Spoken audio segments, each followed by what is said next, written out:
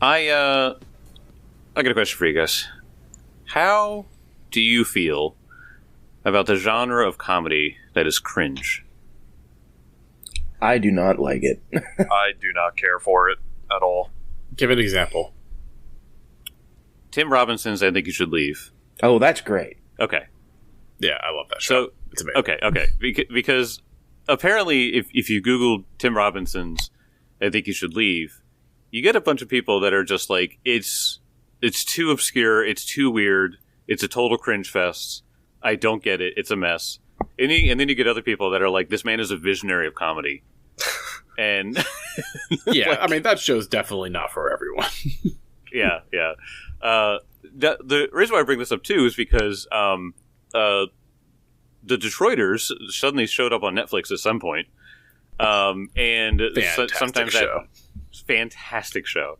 So there are times that like Hannah and I just got done watching season 2 of Squid Games for one, and that's a show that you maybe have to take a break from, every time you watch it, because there's some crazy shit in that.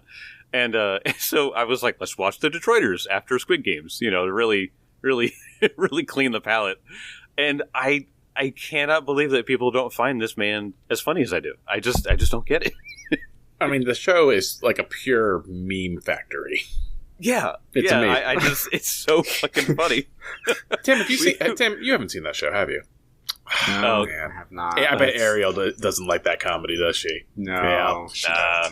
Yeah. No, definitely. So there's one. I don't know how I just watched this episode, but it's the one where. So let me explain the Detroiters for those who don't know. Tim Robinson and his friend Sam, I forget his friend's name. Tim and Sam, they run a advertising company in Detroit. Obviously, it's called the Detroiters, and they're not good at their job. Okay, they do not make great commercials. Okay, but they're funny. Okay, it's extremely funny. These guys are not really good at their job, but they do it for like small businesses and stuff. Hilarious stuff. And so in this one episode, they end up stealing a guy's client, and the guy turns out to just be insane. He's like a billionaire or something like that. Yes. So like they go to this guy's house, and it has the appearance of wealth. He's got like a robot wife that he tries to convince them is like convincing. It's not. That's apparently a smart house that just turns the lights off randomly. Like, it's so fucking funny. And then he shows them the concept car that is his magnum opus, and it's supposed to be like zero emissions, but it just takes the emissions and turns them into goop, and it looks like poop. Brown goop. It's just like, yeah, it's a shitting car. And they're like, we can't sell this. They're like, you made a car that shits. He's like, no, it's zero emissions. They're like, it looks like shit. They're like, can you make it any other shape or color? And he's like, no, it smells. No, I tried.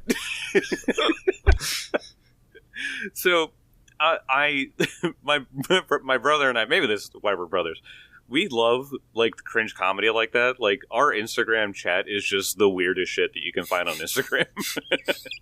Oh yeah. Your chat with your brother looks a lot like the stuff that Jed's into. Yeah, it's so weird.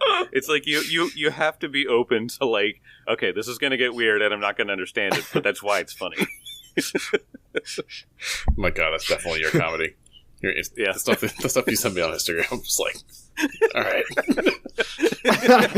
I watch it, but sometimes I'm just like, man, I don't get it. Wait, how does it rank with the stuff that I send you, Cal? Oh, interesting. I don't know. You guys send me different things, just completely different things. There's no real comparison.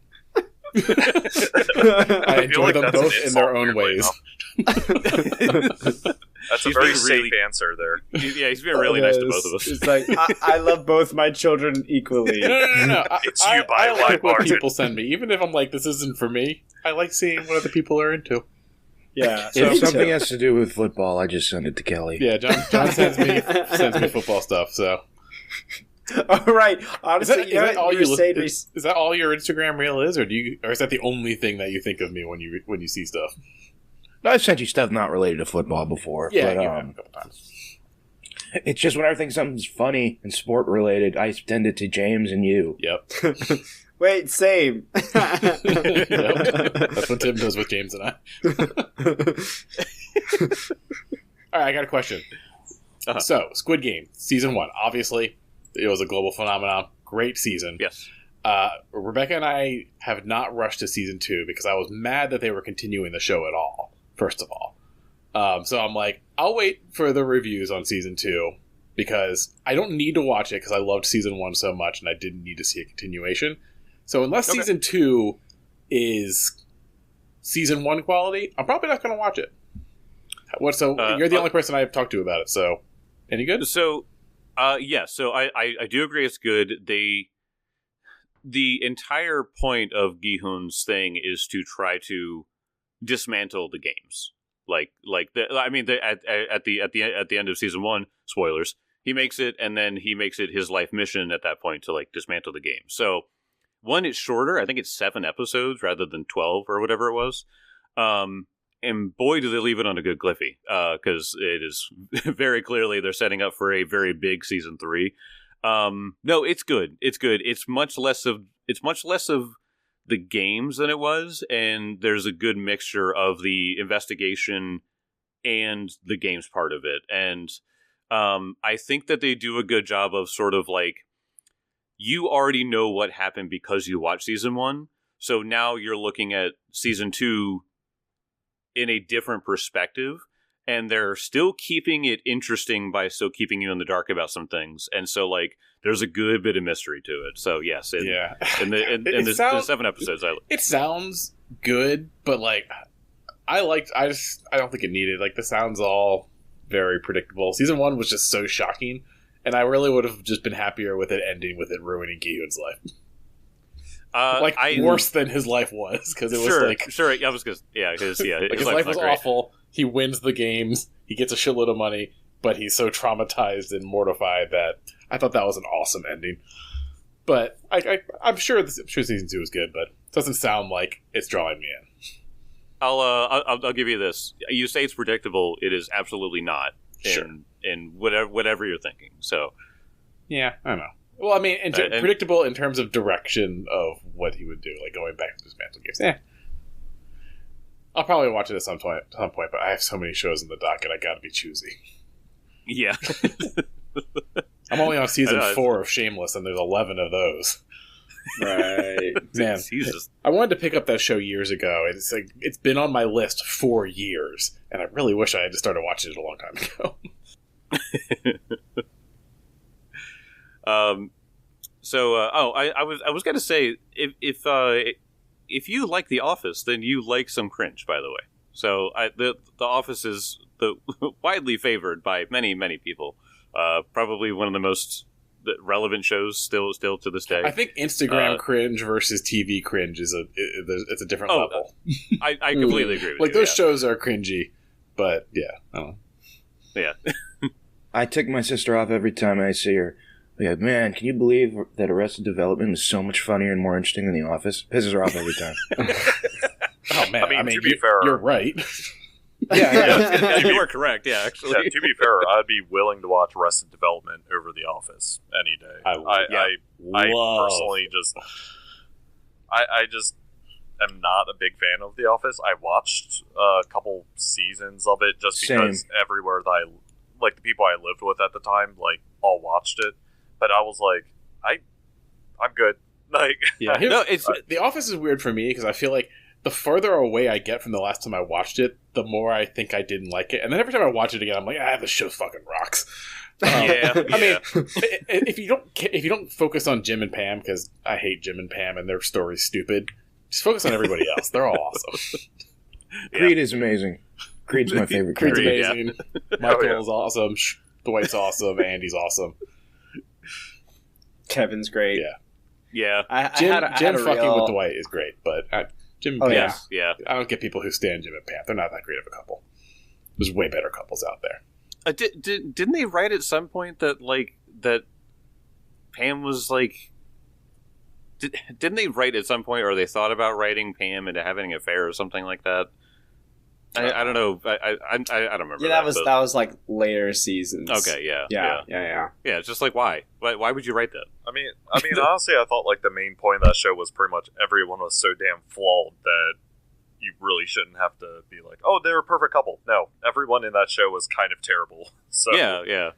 That's what makes a good show, though, is that like you have to have characters that are likable but are extraordinarily flawed. Oh yeah, that's definitely. why Arrested Development is great. It's Always Sunny, one of the best shows, ever, because they're all Everyone's terrible. a piece of shit, and they Everyone's never really win. terrible.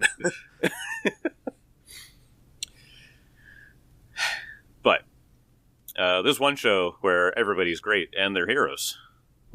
And that's the Dragon Punch Squad podcast. And we're fucking winners. We're winners. We did all those combats without resting. That was insane. That is how. Now we all tough this take fucking turns party sleeping on is. the anvil. We should not be live. No. No. I was talking to a colleague today, and they're gamers, but they're not like tabletop gamers. So I was describing to them what a TBK was. And they're like, okay, well, how many of your party died? I'm like, well, actually, none of us did. And I was like, but we were one AoE spell away from like 3 of us being down at once. And then, Mark with his piercing arrows against Jagaki. Yeah, done. Mark got blinded and paralyzed in that combat. Yes. Yeah. They were 2 critical failures, right? Yeah. At the blind Maybe condition, I think, was just a failure. Yeah, I know, 'cause no. otherwise it would have been permanent blindness, right? Yeah, so you failed and then you critically failed paralyzed. Yeah, I think a fail is a minute. Yeah, that's what you get. That's what you had. Yep. Yeah, and like critical failure. Around. Yeah, critical failure is the target is blinded permanently. So yeah. Yep. Yeah, a failure for that, and crit fail for the paralyzed. For paralysis, yeah. Which honestly sucked. But thankfully, Benson fucking just smashed Jagaki. Right? Like, it's like the crazy thing is because of how the last fight went with the what kind of giant was he? The big giant. He was the shadow giant. Shadow giant. Umber. Adrucian. Because Benson soloed that guy. Yeah. I was like, I think we're powerful enough to do one more kind of big fight. And it was like, we were really on the line. I mean, we weren't expecting 4 undead bears. No. That just was a wall of undead flesh, and with him doing AoE spells that, frankly, targeted everyone's. Besides Elks, I mean, like, reflex saves. Reflex saves. If he had gotten a really big bear army, this dude would have fucked some shit up.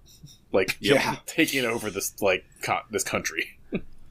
Yeah. Help me, Jake. We know we saw his soul fly out, right? Yep. So help me. If you touch Big Bumble, I will have your head. You don't control me. Speaking of the bears, do you guys want to roll a knowledge check on the bears? Knowledge religion. Yes, they are undead, so it's knowledge religion. Today I shall be rolling Black Oak Workshop's gelatinous cube set. They glow in the dark. Got bones all over them because it's a cube. Hey, okay, first roll of the night, which was off air, I got a natty 19, which is sick. So I guess this still has their luck in here. I'm slowly draining it because the next roll was a natural 15 for a 34. 34, that is a success. These are ghastly bears. So they, in fact, they have the stench, which you know about. Right. So they have the claws, which can infect you with paralysis. That's what they were trying to do. We never fail a paralysis? No, you didn't. Wow. They also have something called consume flesh. If a ghastly bear is adjacent to a corpse of a creature that died within the last hour, the ghastly bear devours a chunk of the corpse and regains 6d6 hit points. Huh. Okay. So it also has if it grabs you, it does more damage rolls and stuff like that if it has you grabbed. However, the one thing that we need to remember here is that the jaws They also do paralysis, for one, but they also give you ghast fever. Yeah, I had just remembered John failed the fortitude save on the disease. Yeah, Benson is technically suffering from the disease, but it isn't made itself known yet. Well, Yes. also, I failed, so with my feat, I still got a success. No. It's only applies if you get a success. Yeah. Well, Tim, how about we just pretend that you didn't just say that? Cut it. We always think about the fact, why don't we just ignore that? But It's only I won't allow that. disease. You guys will nail the fortitude saves at some point. Oh yeah, all you have to do is roll a success and you're What fine. does this thing do? And if so it probably turns you to a gas. That's my so bet. I don't know how relevant it will be, but it's you don't feel anything. But let's see how you feel tomorrow. I'll be fine. Cool. Oh, wake up and shake it off. Maybe. Benson, wake up! Oh fuck, he's dead. Like Oh no, he's a dead bear. he turned into a gas bear. Yes, when you die, you turn into a ghastly bear. But hey, if Benson turns into a ghastly bear, at least we know he has 2 more evolutions. Oh. Oh, Haunter bear, Gengar bear. Yeah. I'm surprised it took you that long to make a Pokemon joke. Oh, I was itching. I was just waiting for my moment. But so that being said, the Grimshaw, you would know that Benson did take a few jaw strikes, and so see, that's the thing, is that you don't know whether or not he would be infected. But let's just say tomorrow you guys need to see how you feel to determine whether or not you contracted anything. You also don't have to give him all the info. Right. Maybe it's something like I know that the bear has the capability to give this, right? Exactly. So, But I'm no priest. I'm no doctor. I just know the terrible things that some monsters can do. So maybe as we're like healing up, before we kind of enter the room, I see that Benson has kind of like a festering wound that, something like that. We're like, we're healing it, and I'm like, Benson, that bite looks pretty bad. I'd keep an eye out on that. These bears that we fought, they have the ability to transmit diseases. Being blessed by the goddess, it shouldn't be a problem for you, but it is something that we should keep an eye out for. The thought has crossed my mind. Thank you for pointing it out, though. Kezra, he walks over on. He's like using the staff of the dead that he just picked up as like a walking stick because he's in bad shape. And he pulls out a vial and hands it to Benson. He's like, "Better take this." And he gives you a lesser anti-plague. +2 to fortitude saves against diseases for 1 day. So should I So down that I think we got now, that or going to the Mwangi. I've had it in my inventory forever. yeah, that was after wild. we didn't suffer from malaria Right. or anything else. Or arsenic Right, 'cause- poisoning. yeah, There's right, nobody. right. So That's the intention behind it, but yeah. Bro, Should I- where's my wand of water? Who has that? it's on you have a wand of great your water. corpse. Oh yeah, I remember that thing. Well, Yes. You failed that check yes, and you used the it on dowsing the goal. Yeah. Where is it? Wand of Wait, great what? water. wand of Pippin Zarf might have it. Oh no. I mean, that's fitting. That's what we used instead of be a honest. tombstone, bro. Anyway, Kezra had 3 of these anti-plagues. So if the worst were to happen, you can have them for a couple more days. All right. Taking some Gatorade and Mucinex, and you'll be red as rain. Yep. Here's some Dayquil.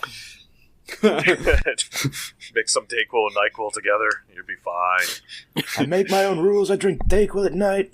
Dayquil doesn't actually make you better. It just makes you insanely high. That's the good part. You don't That's say. the point. Jake, put that Dayquil down. You're not my dad. Just makes you think you're a superhero. Also, it's just like seeing Kezra with 2 stabs. You're like, geez, Kezra, why do you have 2 stabs? Right, he's literally he's holding this new fucking staff of the dead, and he stowed his staff of fire greater that's like burning at the ends behind his head. from the bird skull. So he has this. Yeah, he has 2 staves with skulls on them, which is kind of fucking awesome. Hell yeah! That staff of fire had like a bird skull, and now this one has just I don't know what kind of skull. Scary one. In his picture, let me pull up his picture. It's like a goat. Oh no, it's a fucking bear skull. Oh, it's a bear skull. That's right. So I have a staff with a vulture skull and a staff with a bear skull on it. Sick. So Kezra's gonna have to go goth. I mean, honestly, you just duct tape them together, you'd be fine. Yeah. The rules say make it a dire mace. I also can't help but notice that you're the spellcasting equivalent of a witcher. Yeah. Because witchers always have a silver sword and a steel sword. Yeah. Also, when you said that staff is +1 striking, +1 striking, yeah. so you can hit with it. Yeah, it has the statistics of a staff. Yeah. Oh. Yeah, which is one-handed or two-handed, D4s or D8s. Sick. Yeah. Yep. So you have a 2d8 weapon potentially. Yeah, I mean, I got the claw, which is much better. Is it though? Yeah, it has 1d6 fire and it has crit effects. Yeah, but when do you crit? Oh. Wow. Oh. I still get the fire. Guys, we just finished combat. Let's not start another one. Roll initiative. Kezra versus Grimshaw. Let's go. That's an easy fight. Yeah, that won't last long. What are you guys doing right now?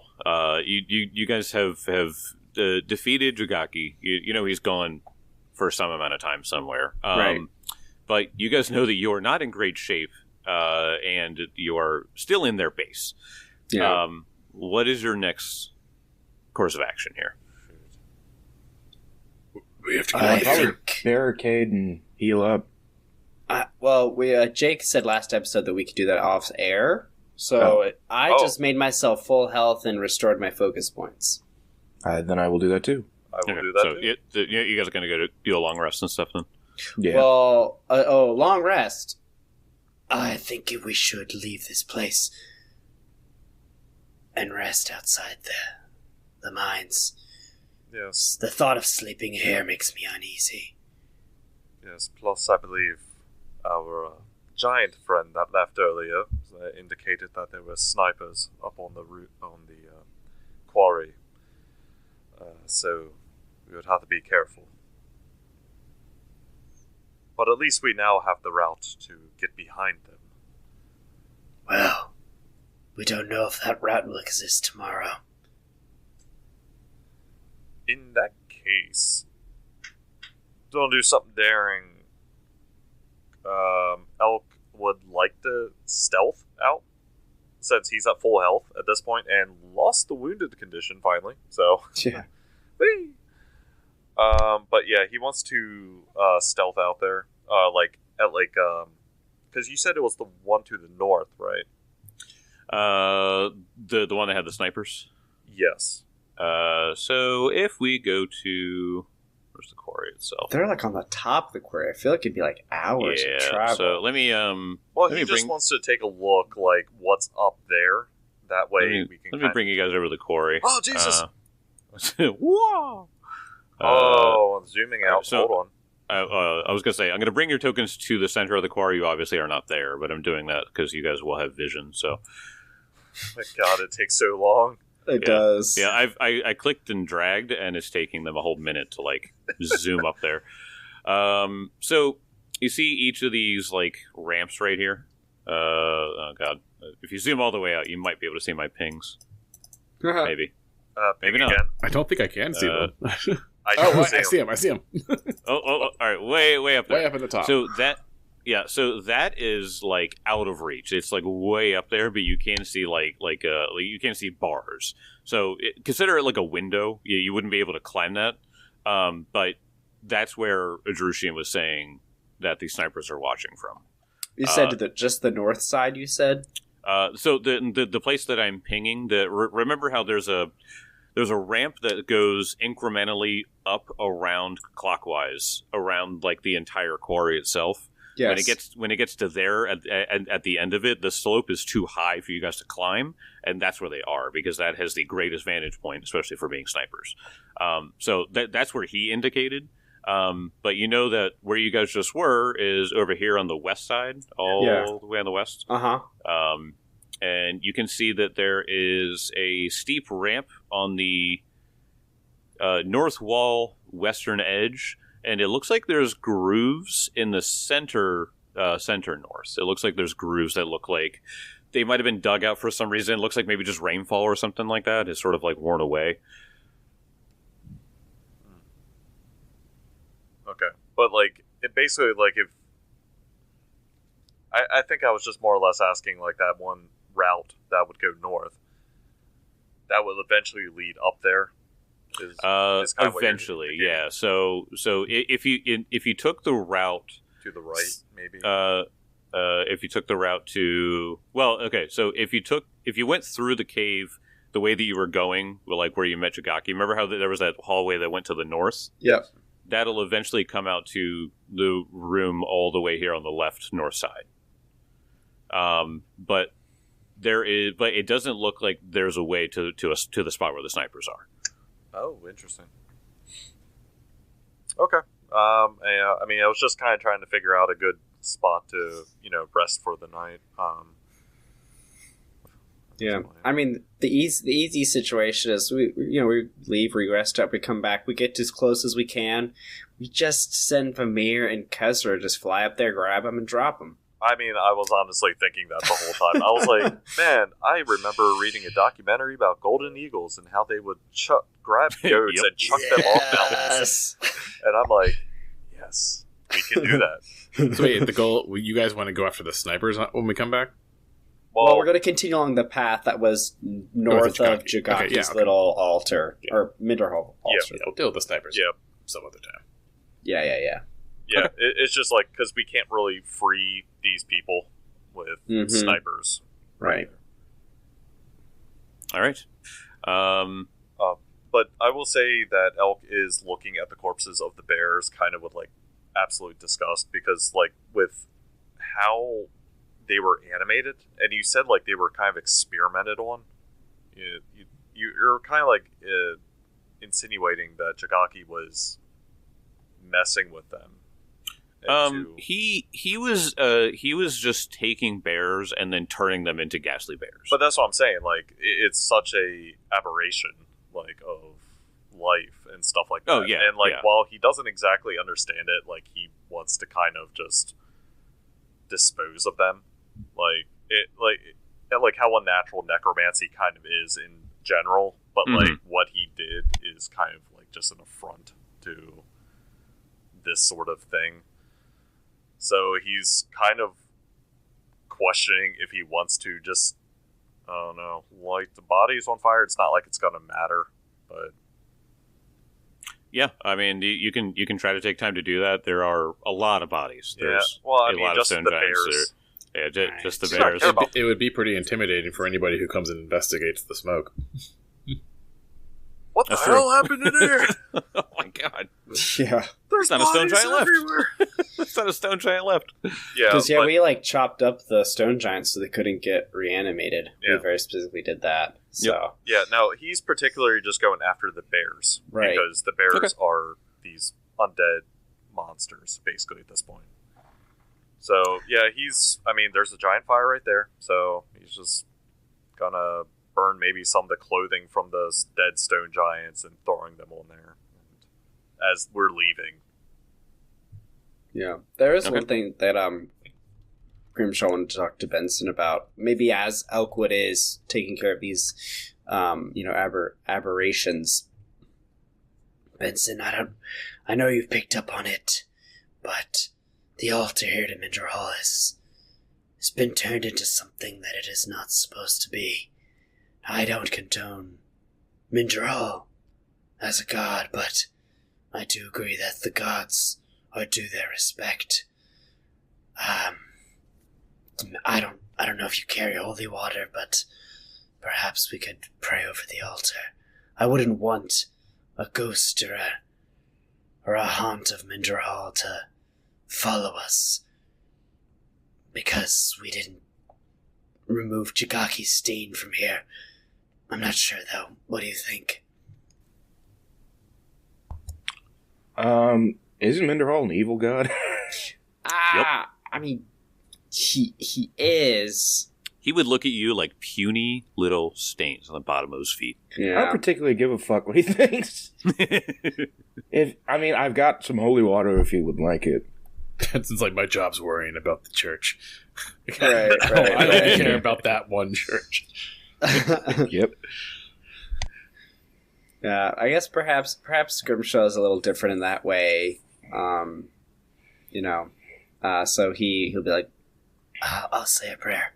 And he does pour out the holy water, and he, prays to Milani, like, do with this altar as you please. It's been tainted by undeath and the unnatural. The musical genre metal. And the musical genre metal. Milani's metal in a different sense. So it's interesting because Milani is chaotic good. Right. And he's lawful evil, so that is the farthest juxtaposition you can have. But also, alignment isn't a thing anymore in Pathfinder. I know that. So that's the thing. That's the other thing where it's like everything is a little different. The way they act just because they're alive. Yeah. He's like, why the fuck would I care? Get out of here, man. Right. So Oh, here we go. Edict: strictly follow established tradition. Conquer the weak. Obey those in power.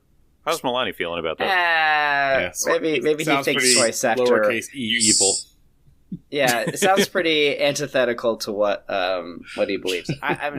Grimshaw suddenly feels his powers being taken away from him. He's like, what the fuck? This is what we call the difference between character knowledge and player knowledge. Of course, yeah. So here's the thing: is that you recognize Jigaki was doing something,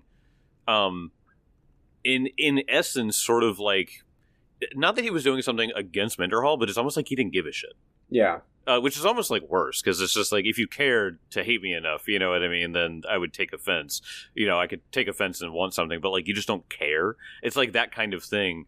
But like, so you, in a way, you probably feel the same way as if like somebody just like disregards Milani's edicts and stuff like that. You're just like no, like this is important, like there's power behind these edicts and stuff. So like, while you feel that in the same way, when you pray over it, you still feel uneasy.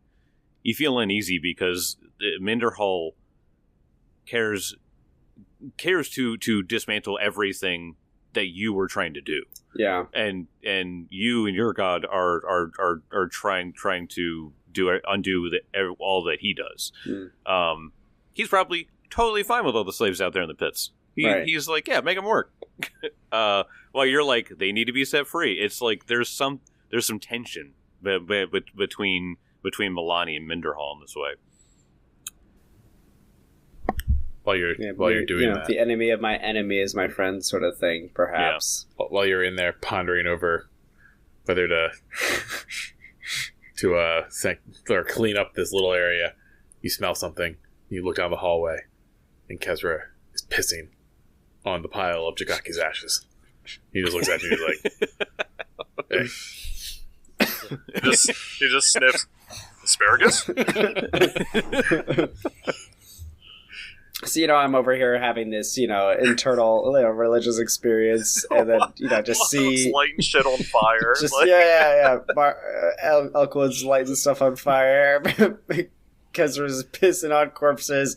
I just look over at Benson, I'm like, this is typical. Benson's like, fuck those Benson's guys. like, I don't give a fuck, man.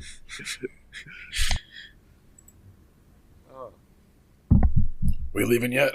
We gotta get out of here. Yep. Let's go.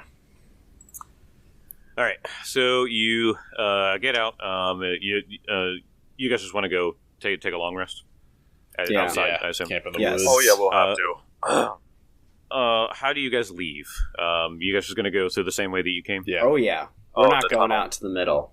No. All right. We know that's where we get shot down. So as you leave, on the table where you guys were going, you find what appears to be a leather wrap that appears to be it appears to be finely made, and the how do I describe this? It looks as though it was made by a shadow giant. Oh, so it might be a gift? Can you make us a memento? It appears that he did leave you something. Whoa. You open it up and you find 3 scrolls. Whoa. Please update these to be whatever the remastered version is. Okay. First scroll, go ahead and roll knowledges. This will be 19. I got it. I have Arcana. Okay, I will give you the first one then, because that actually makes sense. It is Scroll of Summon Celestial. Whoa! Oh damn! The next one would be Arcana. So I'll have Kezra roll that 34. one. Scroll of Teleport. Holy shit! What? Teleport. Yep. Oh shit! I almost wanted to learn that spell. And then the last one. It's only one of the best spells in the game. Yeah. Last one. Anybody can roll it. I'll say probably more of a divine thing. 28. All right. But for Arcana. Oh. If you will give it. Natty 12 with a plus 19, 31. 31. Right. I'll say Grimshaw gets this one. Scroll of Regenerate. Regenerate. Solid. All right. Like I said, these are pre. Right. Yeah. Yep. Huh. Very solid, though. Yeah. In case someone loses a limb. So the. Do we know what level the Celestial one is? There's lots of different levels. It is 5th. Sweet. What? I don't. So I'll give you this is funny. Sorry, it's an ivory scroll tube with a platinum filigree. It contains. I'll read this out of the book because it's funny. 3 scrolls the giant doesn't know how to use, but that he hopes to trade with a spellcaster for magical favors. Nice. So he probably killed a spellcaster and was like, I can't use these. There's no pictures on these. So, what do you want me to do? So that being said, he could not use it. Therefore, you can have Regenerate is divine and primal. Okay, so yeah. Oh, so then yeah, it definitely makes sense. Gain regeneration 15. This is a 7th level spell. You gain regeneration 15. You get 15 hit points at the beginning of every round for 1 minute. Yep. Wait, say that again? Regenerate 15. Is a 7th level divine or primal spell. You gain regeneration 15 for 1 minute. Meaning you get fast healing 15. That's me or Tim's, right?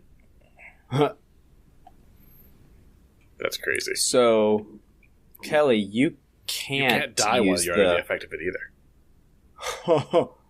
Oh, I want that. You can get wounded, but you can't progress beyond dying 3. Yeah, it's literally like the regenerate that the Lenorm or the Evangelist had. So unless you take acid or fire damage. So I can't use it unless I didn't take trick magic item, did I? Nope. I have trick magic item. I do too. So you guys can attempt. I mean, you can't cast that because you can't cast 7th level spells, but when you get to a high enough level, you will. Okay. You'll have to be level 13 to use that. Whoa. We're almost there. But the Celestial one... I was going to say, you do have a Scroll of Summon Celestial now.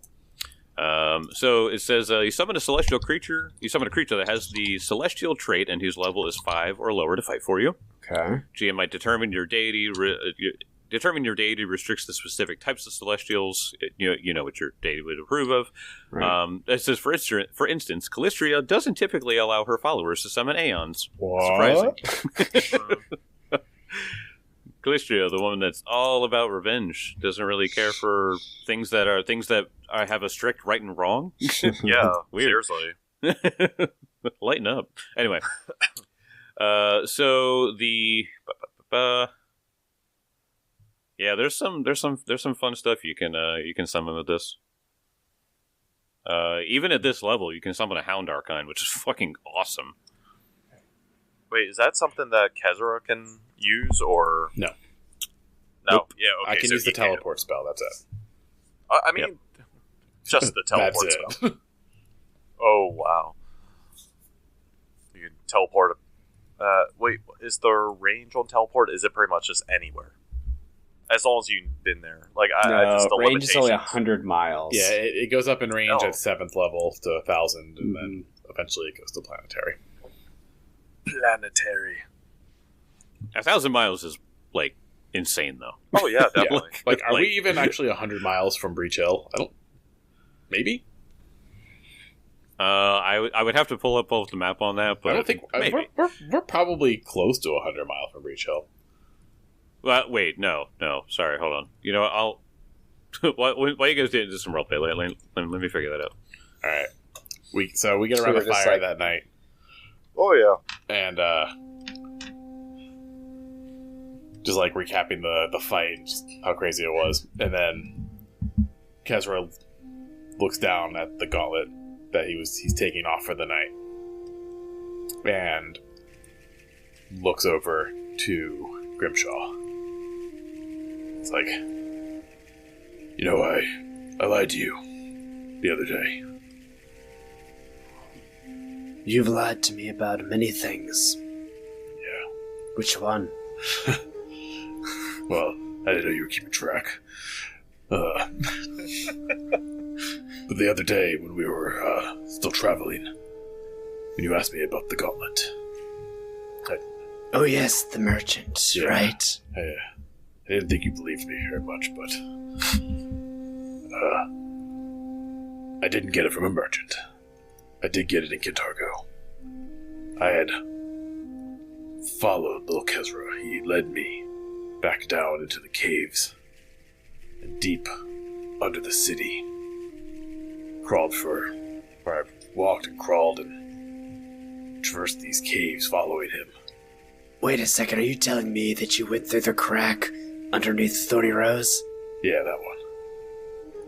God's been damned, I told Bob to seal that hole! It's a goddamn insurance liability!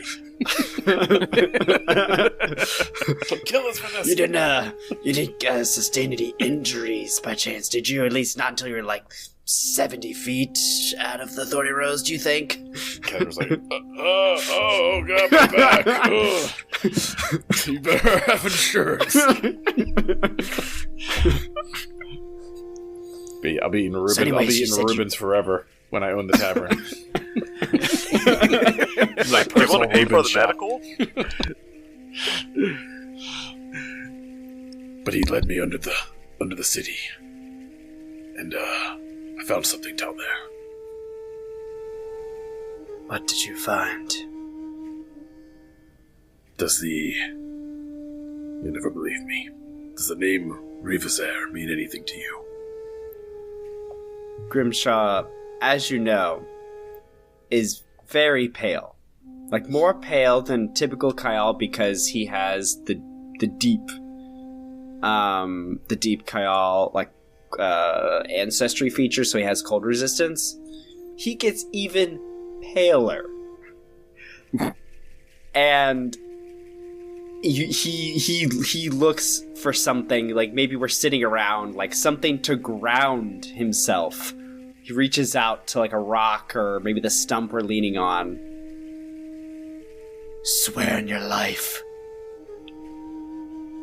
Swear on your life that is who you saw. That's who it was. I know it. The bleeding scar on her chest of Asmodeus and all. But that's impossible. She's dead. No. She's still in the city, deep beneath it.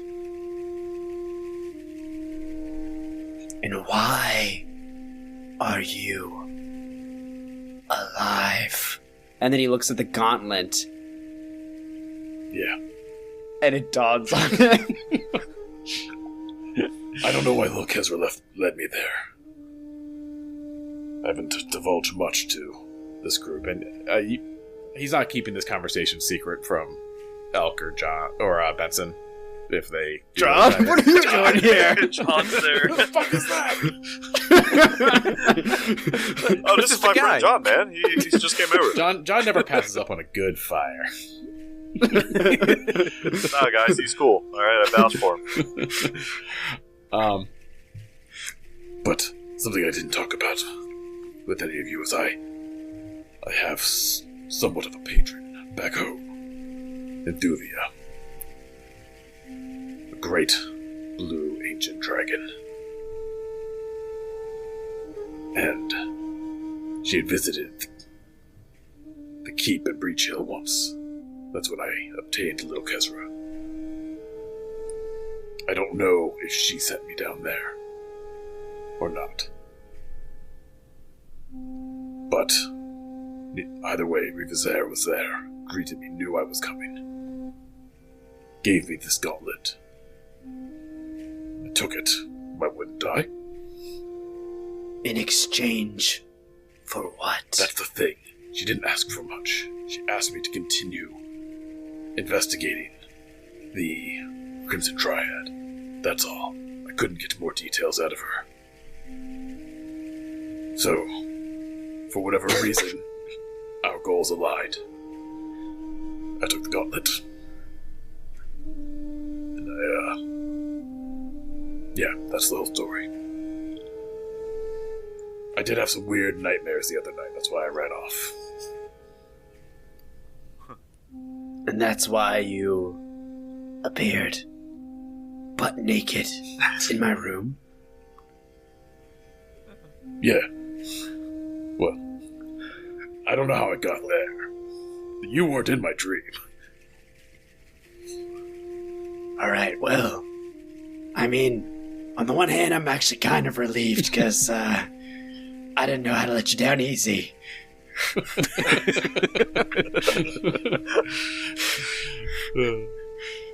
But on the other hand, making deals with a dead dragon, or a dragon that should be dead, is a dangerous, dangerous gamble. When she comes to collect on her favor. He, picks up his Morning Star. Your blood will be all over this. If it endangers, points to Benson, him. Points to Elkwood, him. And points back to himself, or me. Or anything regarding our mission. She says she's for it. I don't buy it. And I know you don't either. I don't trust anyone. I also don't keep my word, so... She doesn't have a good judge of character. You do know who Asmodeus is, right? Yeah, what contracts or something. Everything comes at a price. If you go back on your deal, you might lose more than body and soul. Hey, she said investigate the Scarlet Triad. My goal is to have every one of them dead, burned, shocked to death. So, seemed to be a good deal.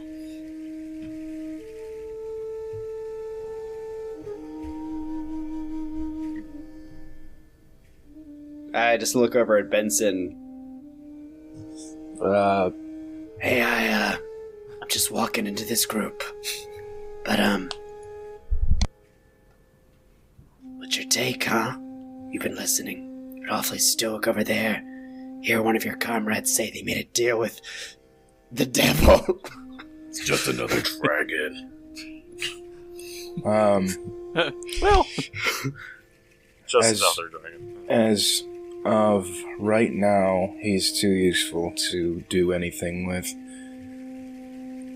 It's not my place to judge him. If it turns out that the inheritor's will is for me to end his life, I will.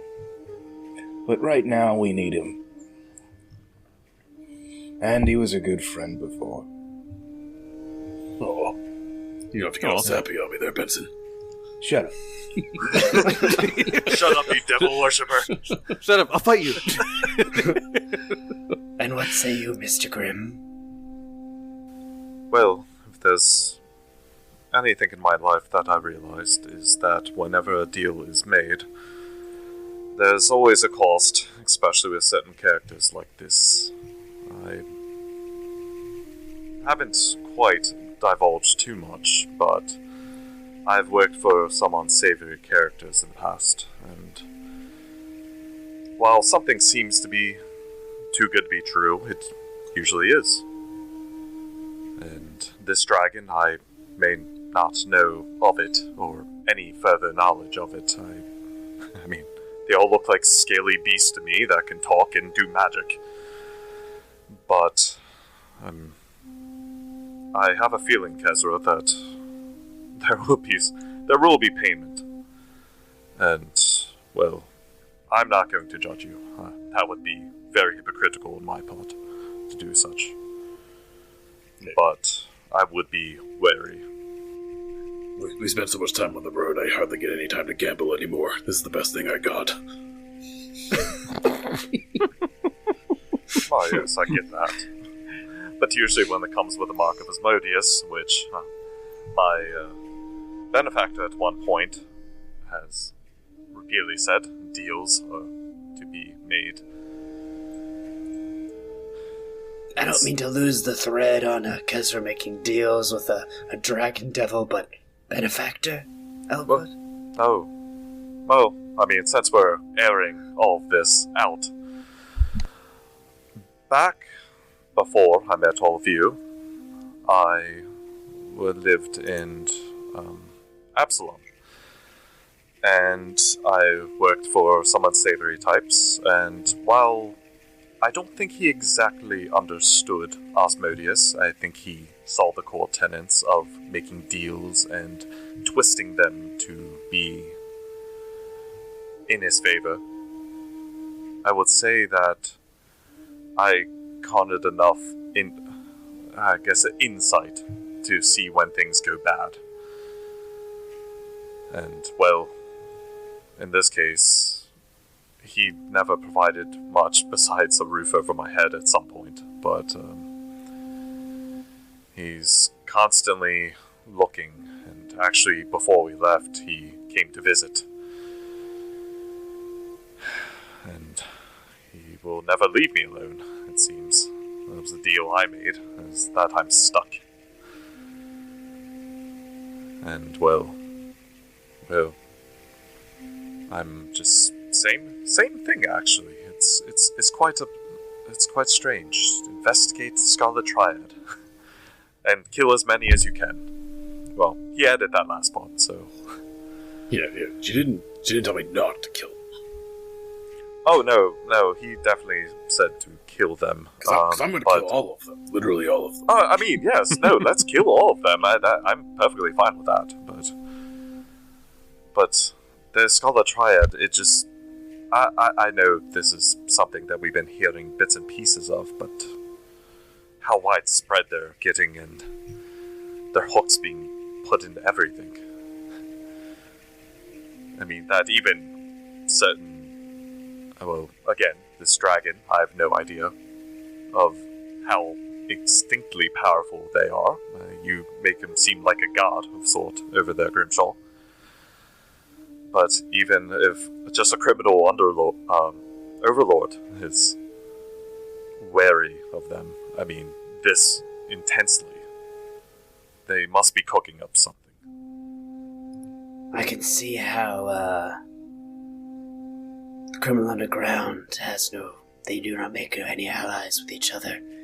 I also can see that perhaps there are hidden motives for your dragon patrons.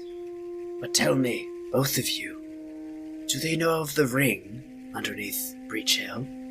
The one that teleports us places?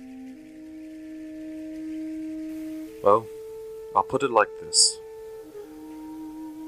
They most likely know, but have no idea how to activate it. But I also have a foreboding feeling that it's not just them we're going to have to watch out for. I have no love for my benefactor, as he wills. I'm just trying to actually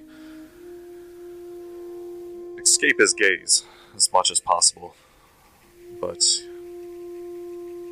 if I'm just going to put this out there, this ring that allows us to teleport in multiple locations in the world, who else might know about this now? We have started to dig up Citadel Altarine. We have started to rebuild it. Do you not think that is drawing attention? So Grimshaw came after you guys started rebuilding, right? When did you guys rebuild? We put the goblins to task when we got there, right?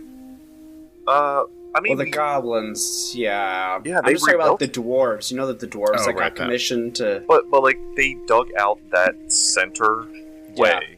They started rebuilding the walls partially and stuff like this. And I would think, like, even other Hell Knights, I'm just thinking, like, oh, this structure that was once run by Hell Knights, I could see the word getting out into the world of, like, hey, something's going on over at this old Citadel Altarine. What's going on over there? I can tell you when it comes to the Hell Knights, I don't know if it's ever I don't know how you guys would find this out, but I can give you something behind that. Literally, the Hell Knights wanted to have a base set up everywhere, and then all of a sudden, the Queen was like, "All right, Hell Knights report back to Varisia," and like that was it. Okay. So they were going to utilize it, but then it just got abandoned. Yeah, and then literally they were just like, "Yeah, never mind." Like that's just what the Hell Knights do sometimes. They just decide to go do something. So there's probably some obscure document in Varisia that detailing this effort, and then it was abandoned. Yeah, I mean. The only Hell Knight that feasibly knows right now is Alak. Right. So we have to kill him. Oh, no.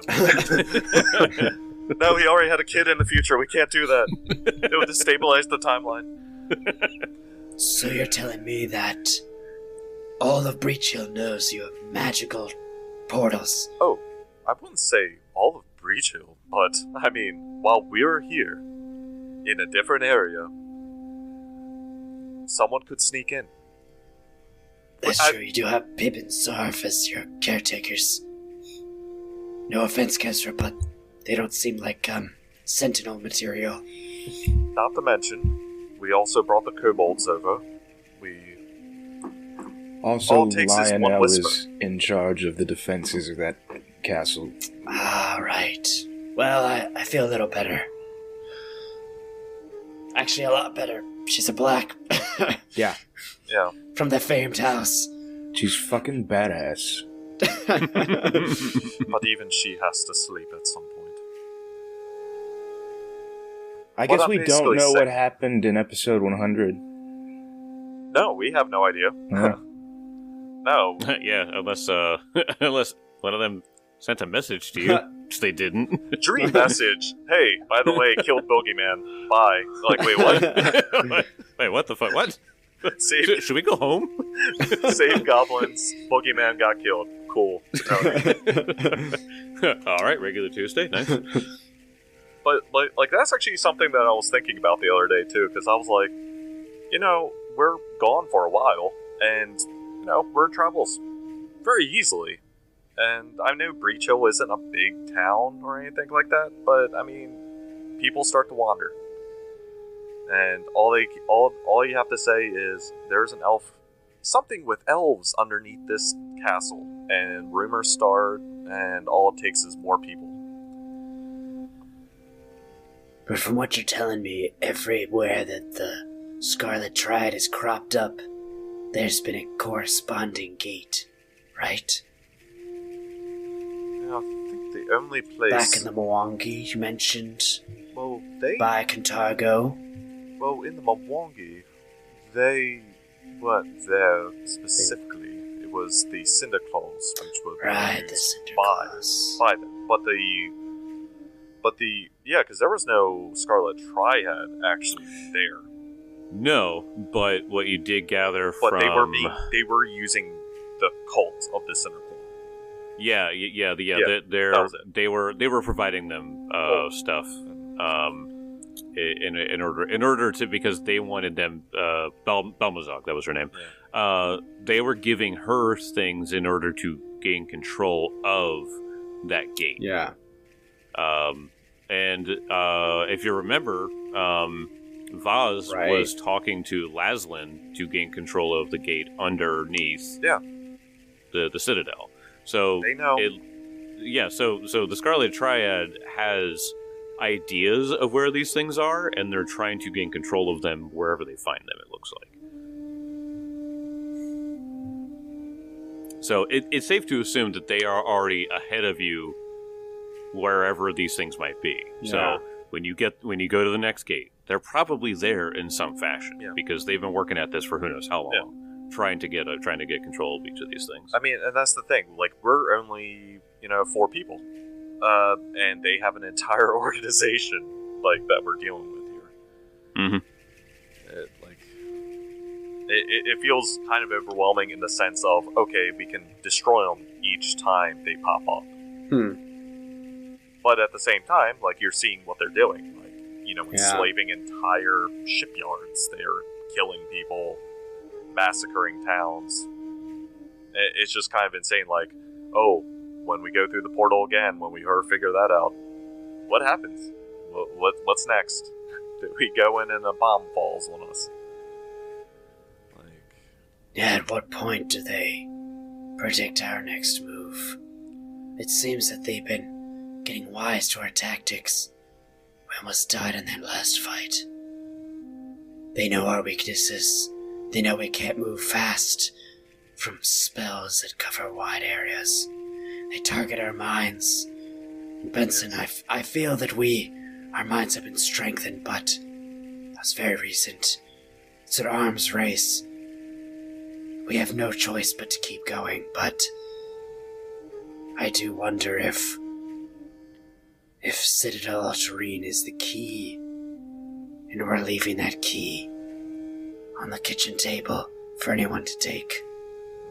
And now we have a deal with the Dragon Devil, a benefactor of a crime lord. The odds seem to stack up against us. Well, I mean, while we're all out here saying this about you, Grimshaw, since, I know that you're working with the Milani and all that, but despite our unsavory backgrounds, as you were, I'm just curious, what else have you done? You know that when I found your group, I was alone. You know that the Crimson Briar, they don't travel alone. We go in squads. We get in. We kill. We save. We get out. Maybe we collect information, follow a lead.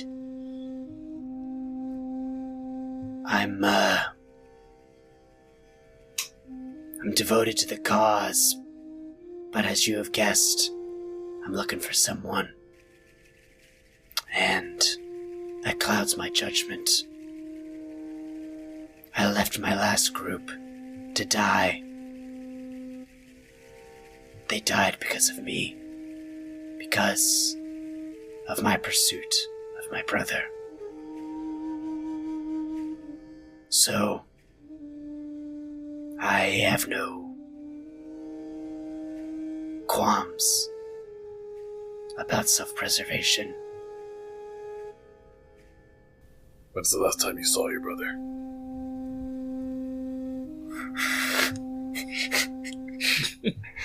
I don't know, Jake.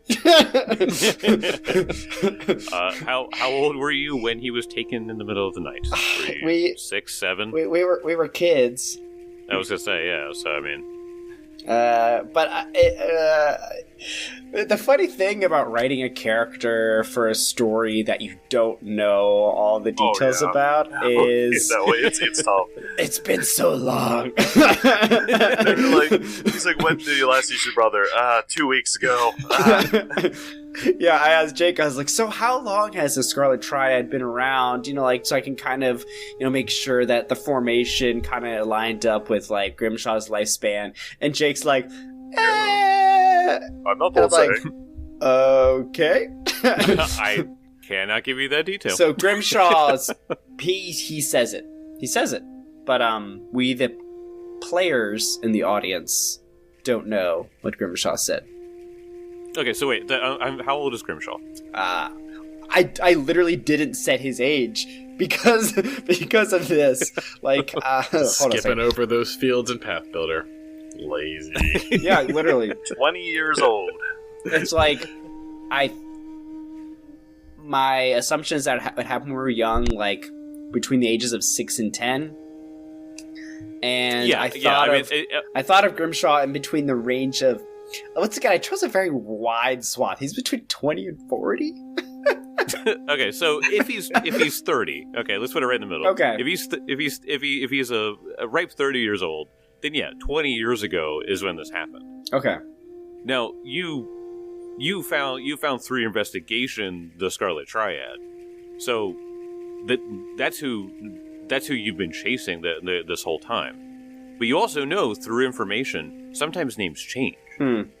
Sometimes organizations they try to keep things under wraps. You know, like you don't know when the Scarlet Triad actually started, or if they were just under a different name and then adapted it if they had a name. Right. You know what I mean? It's not like you're like, all right, I'm gonna go start up a business of slavery and need to make sure we have a name and get a copyright on it. Like what the fuck? Back when they were small town mom and pop slavers. Brick and mortar store. Brick and mortar slavers. Now they're Amazon. So the whole thing. Well, that's too on the nose. Topical. So, yeah, I mean, you just know that he was taken when you were, 8 to 10, around that range, and he was younger, and that he was obviously like a smaller target and easier one to grab, so that's why they took him. Yeah. But yeah. I mean, honestly, that's something that if you kind of like discuss that, like that Elk probably would not like figure out the exact time, but like with his kind of background, like say like, oh, they probably weren't known as that at that point. It was probably something like same company, different name. I mean, because his employer did the same exact thing. Change names around, shuffle things around. You could never pinpoint something. I mean, with this new information, Jake, is this an opportunity for Elkwood to flex his underground lore? I remember that you did do an underground lore and found out that the Scarlet Triad disguises themselves as just like a merchant's guild. Yeah. Like they run ships, or that's what they say anyway. But the Scarlet Triad itself, from your first check, there's not too much you can gain additionally from that. Just that like their beginning is shadowy, which is why. Let me segue this. That's why when Reva asked you, Kezra, she wanted to know the origins. Oh. So because the origin. She specifically asked Kezra to find that out? Yes. Oh. Interesting. Yeah. I mean, it makes sense because how powerful they are now. Like, how the hell did they, start, from that shit? Huh. Well, you say it's been years, and Kezra just gives like a nod. Like, I'm sure he's fine. And he takes a big swig of beer and like looks away. Yeah. Wow. I know he's out there. I know he is. Oh, I'm sure he is. I mean, there must have been a reason why they took him besides, why him? I mean, the only thing I would say is will he be him still? As we know, we just fought necromancers, or a necromancer, and stone giants, and well, I'm not trying to put bad thoughts out there, but things have started. If he is something that he is not supposed to be, then it is my duty to free him. Of course. Oh, maybe we'll find him tomorrow. Kezra gets up and he goes to bed. Yeah, I'll say, like, at that point, too, like, because, I mean, I didn't want to just keep saying it, but, like, Vimir is actually back, because, like, and he's just petting him and stuff like that, and kind of, he's just apologizing. He's like, I'm sorry I didn't bring you into combat. You just are too fucking big for that cavern, I'm sorry. You would take up too much room, you would get in the way, and you just... Everybody wants a large character until you have to fit through small hallways. And then, that was nice. Hey, he's flying, right? That means he could just glide through the... No, it's like, no, he would have to hop 5 feet. Because I was thinking that, I was like, maybe I could bring him in as a shield. I'm like, oh, he would get in the way, like, instantly. Yeah. And I'm like... That and the... I mean, God, what's the wingspan on him anyway? Like, jeez. Yeah, like, he couldn't fly anywhere. Yeah, he would move truly 5 have foot. to hop. 5 foot. 5 foot hops.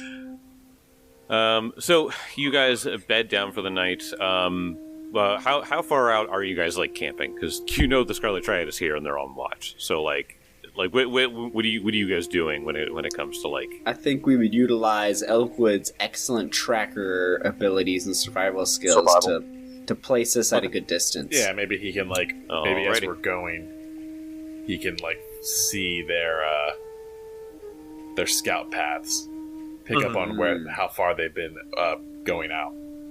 Yeah, that's what I was thinking, like, and also while we're walking out, he'll be the last one to kind of, like, dust off, like, our footsteps, like, anything that we left behind. Just to kind of branch there. Yeah, cover and tracks, I mean, because that is, I mean, as a ranger, he would know how to do that, but, and that would be a 30 for survival. 30 for survival. Okay.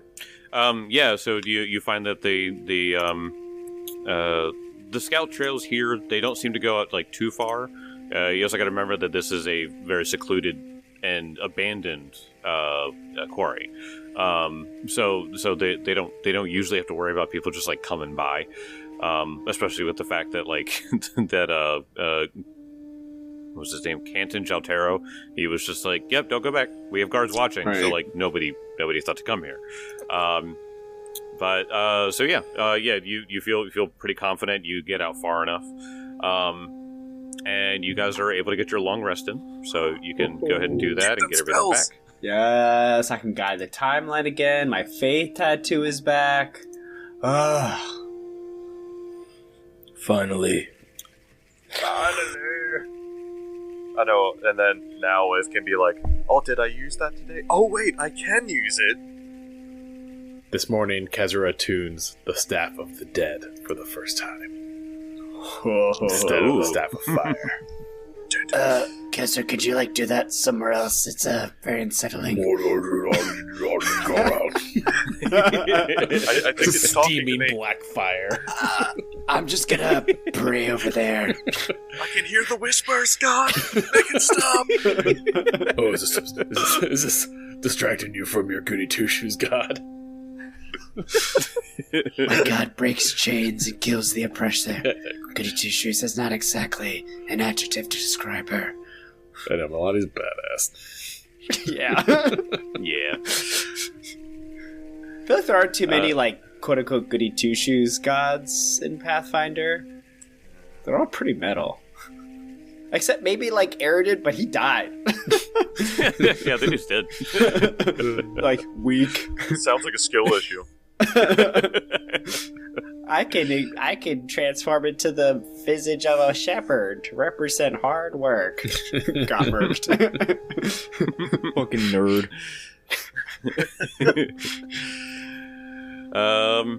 All right. So you guys want to get back up and start heading in? Yep. Go in the first inlet to the left as soon as you enter the quarry. We're not going to the main spot. We're going to try to go all the way clockwise around as far as we can go. Basically to where we were with the north-south decision where Jagaki met us in combat. Okay. Yeah. So, sorry. Elka will scout ahead just to see, like, if there's any changes. Like, oh yeah, that's smart. because that's the thing. Like, we left a cadre of bodies there. yes. So just to be on the safe side, he's just gonna do perception checks, scout ahead, maybe like 50 or so feet, just to make sure. We'll see. Gotcha. He's trying to be tactical. Yep. So stealth. Damn it! Of course, a 40. And yep. just disappears. You feel pretty good about that one. I'll say the thing that you recognize immediately when you get in is that the room in which all of the Scarlet Triad members, all the bodies and stuff that were there, they're completely gone. Yeah, that makes sense. How shitty it would be if Jikaki was already back and he just Oh my god. Hey, we I want. would hate He's that. such a jerk move. Let me rewrite next episode. Hold on. It would be like a Dragon Ball Z intro, like, when he's like, Frieza, he's like, well, Goku defeat Frieza. Next episode, Frieza defeated. And just, God, will damn Jikaki it. return? Jikaki returns. So the one thing that that you will notice, because you're stealthing ahead and kind of you're checking it out before you go back to them. When you look out into the quarry, you can see what appears to be a Scarlet Triad member who is giving food to the slaves. Well, he cares. And I'll say it's one of the poisoners. It looks as though they have replaced Adrusian. Oh, but you can tell that there are more Scarlet Triad members up ahead. In the quarry. Not in the quarry. She's out there, and then she had just like thrown some food in, and it is now walking back towards one of the northern ramps. Okay, but you said there's more though. Okay.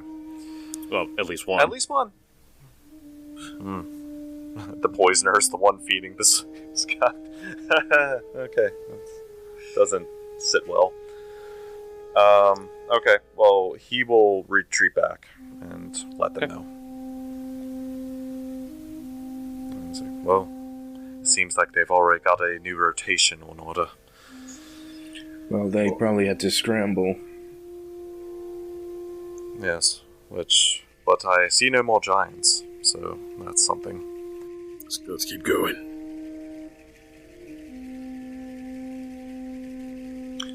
So yeah, so now it's a really long hallway now. Yes, and it goes through the really long hallway to get where the stone giants were, and you do not see any stone giant corpses either. Not even the. Well, it's just chopped up pieces. No chopped up pieces. No pieces. Okay. No nothing. Blood? Cleaned. That is, for some reason, scarier. I don't know why. There might be a stain or two, but it looks like somebody swept up after you guys. Oh, that's kind of nice. At least the janitorial staff is on point. It's the Probably quarry custodian. It's just one guy with a mop. Or better yet, just like a guy with a belt full of wands of prestidigitation. Listen, no. He has a mop of prestidigitation, okay? Mop for prestidigitation. He just touches things they clean. So. He's got a mop, he's got a Walkman, big over-ear headphones, yellow jumpsuit. He definitely dancing to whatever he's got going on in his ears right now. You guys walk through and you see that everything's been cleaned up. There's no bear corpses anymore. There's no piss-filled pile of ash where Jikaki's body once was. Kessler, they even cleaned the smell of your piss. That's impressive. It is impressive. I got problems. I didn't think that. Honestly, it would have been funnier if it was just that was the only thing left. They're like, no, we ain't touching that. Like, we'll touch the bear corpses. Gross. No. And you guys begin walking up towards the next room. And you walk for a few hundred feet. Cool. And it goes to the north, and then it starts to go east again. And you see light shining through just barely as you start coming around the curve. And I'll see you guys next time. Yeah, let's go. Let's go. Yeah, God. Alright. I know. Jake's like, let me just put in 10 extra Scarlet Triumvirs this fight. Well, 10 rooms.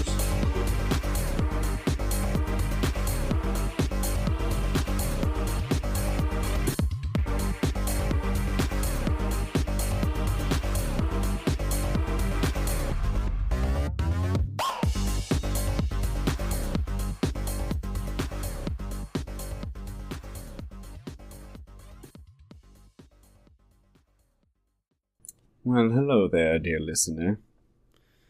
Tell me, what is your favorite part of gaming? Is it the dice? Is it perhaps the snacks? Or maybe it's a warm beverage to keep your senses tuned to the game at hand? Well, our friends at Misty Mountain Gaming, they have dice, but did you know that they have tea?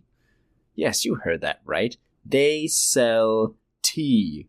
And not just any kind of tea. I'm talking TT RPG themed tea. They have Mana Crystal Sugars, Gardens of Divinity, Fruitful Harvest, the Skull Moth Tea Thermos. You could even get a thermos that has skulls and moths on it. Yes, it's true that Misty Mountain Gaming has a little something for everyone. So next time you find yourself at the table, wishing there was a warm cup of something in your hands, head on over to Misty Mountain Gaming and use code Dragon Punch Squad at checkout for 10% off. Alright, we'll see you in the next episode. Bye!